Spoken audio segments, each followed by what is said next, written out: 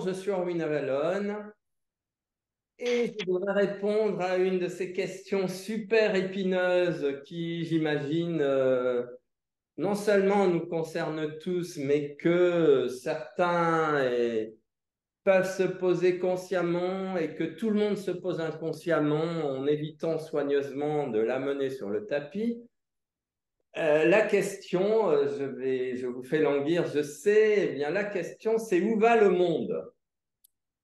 Et ça, je dois avouer que tout le monde a cette question sur le bout de la langue et puis que ça sort rarement. Alors déjà, bien sûr, personne ne sait où va le monde et c'est ce qui rend la chose intéressante. C'est un peu comme on ne sait jamais quand on va mourir et il vaut mieux parce que sinon, on ne ferait plus rien et que finalement, c'est dans l'action que l'on nourrit la vie et que la vie nous éloigne de la mort. Voilà. Et puis, voilà. Et moi, je dis souvent ça, que le meilleur moyen de rester vivant, c'est de nettoyer le passé. Parce que dans le passé, il y a la jeunesse, il y a l'enfance, il y a la naissance, et il y a il y a le rajeunissement. Euh, Mais le monde, il ne travaille pas sur sa thérapie. Les dirigeants ne travaillent pas sur le fait de remonter aux causes de ce qui ne va pas. Et donc, le monde se dirige vers un futur incertain, et dans ce futur incertain, eh bien, il y a, si on ne soigne pas le passé, le futur est la conséquence du passé. Voilà. Mais en allant plus loin, il faut se rendre compte d'une chose qui est quand même extraordinaire, qui me touche énormément ou m'interpelle, m'interroge, c'est à quel point les jeunes générations s'incorporent cet outil qu'est l'informatique d'une façon incroyable. Euh, Tout gamin, eh bien, il maîtrise des outils que les gens des générations plus anciennes ont beaucoup de mal à intégrer tout en apprenant et en faisant l'effort. Dans les jeunes générations, c'est spontané. Alors, qu'est-ce que cela signifie? Où est-ce que cela nous conduit? Pourquoi?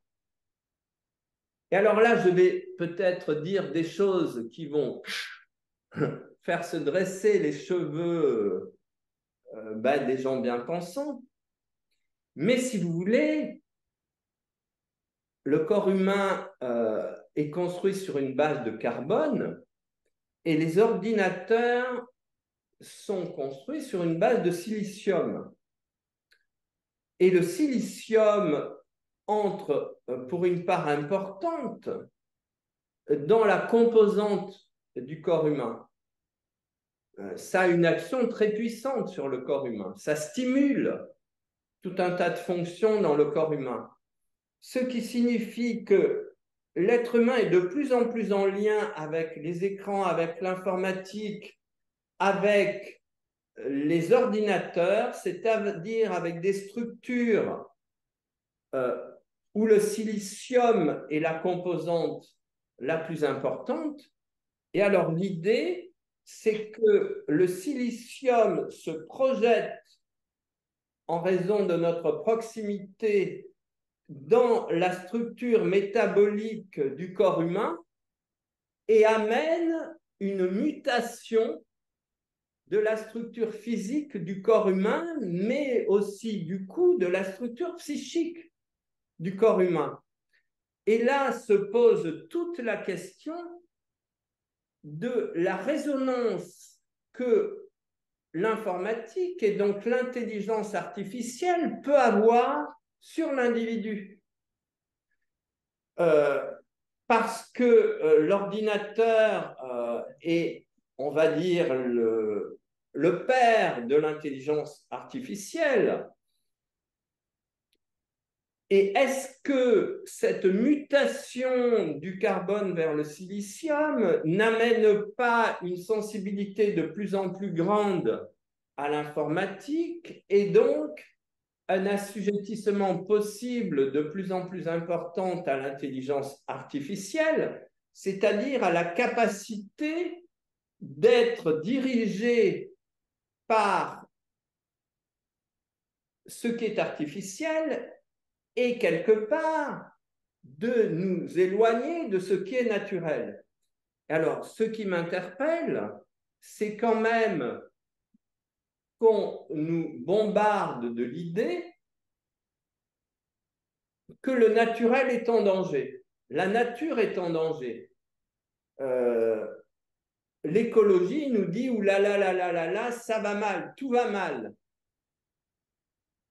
Mais est-ce que le principal moteur de cet éloignement de la nature et de la conscience de la nature et du fait que la nature est en train de se désagréger, est-ce que la cause principale n'est pas l'identification de l'être humain avec les outils informatiques et donc avec ce qui est artificiel?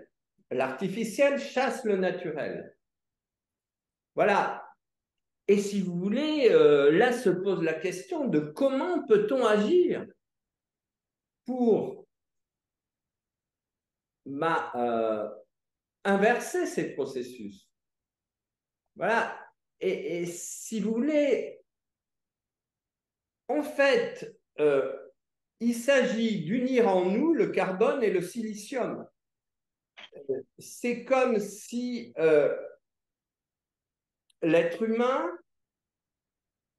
s'ouvrait à des possibilités complètement accélérées, mais il faut, pour qu'il soit vraiment branché avec ces outils d'accélération, qu'il passe au-dessus du contrôle que l'informatique rend possible sur les populations.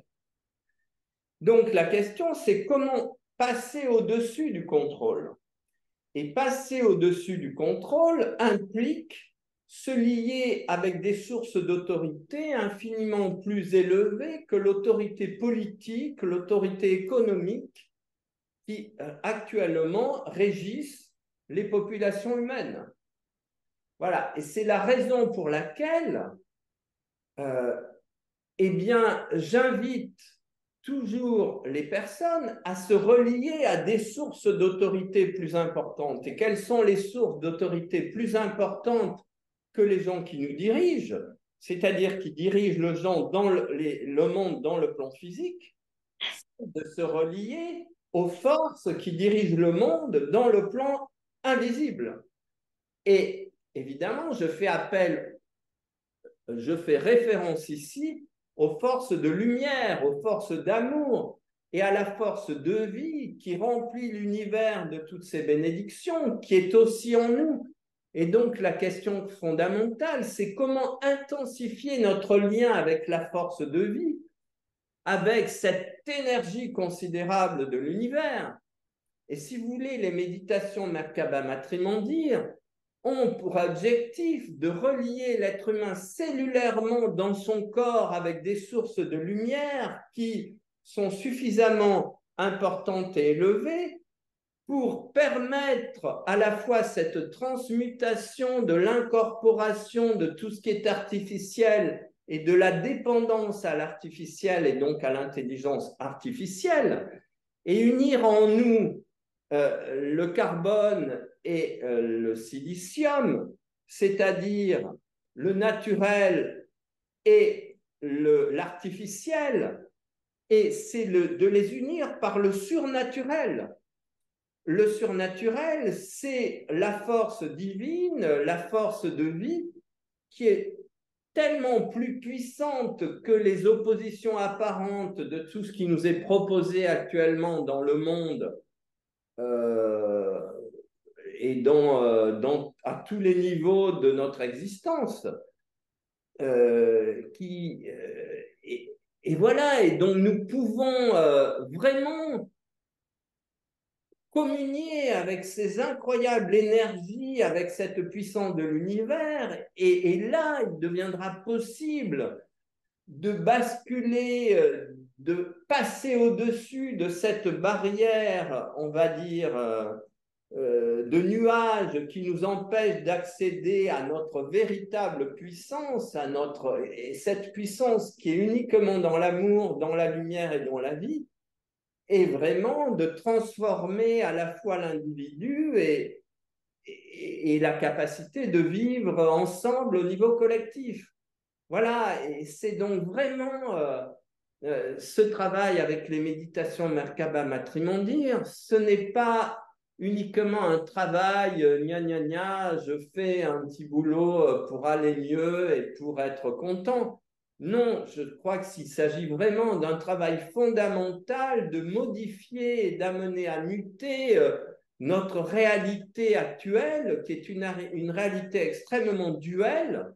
Et si on ne résout pas cette dualité, eh bien, il n'est pas du tout garanti que l'être humain aille vers le bonheur et vers ce à quoi nous aspirons tous. Voilà, donc je donne fréquemment des stages et je vous invite vraiment à aborder cette démarche parce qu'elle est au-delà de l'individu. Pour moi, elle représente une exigence de survie de notre espèce dans son aspiration à la liberté. La liberté est vraiment le cœur de la conscience humaine. C'est ce à quoi, en réalité, notre conscience aspire, même si tellement de gens en ont peur et préfèrent la servitude. Mais c'est à ceux qui aspirent à la liberté d'aller la chercher, d'aller la recueillir et de l'amener aux autres pour que l'esclavage se transforme en libération. Voilà, donc remuons-nous tous ensemble, s'il vous plaît. Je vous invite vraiment à amorcer ce travail et à avoir la curiosité des méditations Merkaba Matrimondir, de ce merveilleux outil que je suis tellement heureux de partager dans ces perspectives vraiment de transformation de la conscience individuelle et collective. Voilà. Merci beaucoup.